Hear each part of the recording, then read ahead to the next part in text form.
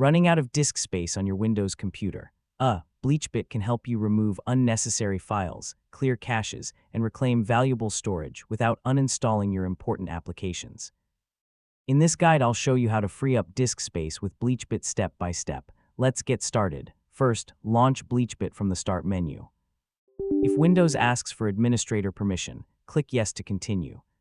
Administrator access allows BleachBit to clean additional system files that aren't available in standard mode.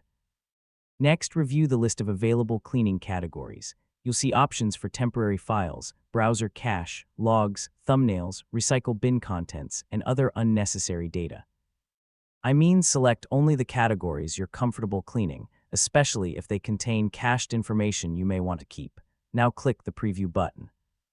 BleachBit will scan the selected locations and estimate how much disk space can be recovered. This lets you review the results before any files are removed, helping you make informed decisions. After reviewing the preview, click Clean and confirm the action if prompted. BleachBit will begin removing the selected files.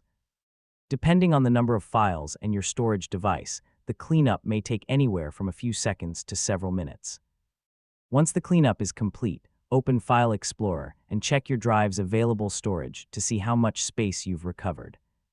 Running BleachBit periodically can help prevent unnecessary files from accumulating over time while keeping your storage organized. And that's how to free up disk space with BleachBit. Regularly cleaning temporary files and other unnecessary data is an easy way to maintain available storage and keep your Windows computer running efficiently. Thanks for watching, and I'll see you in the next tutorial.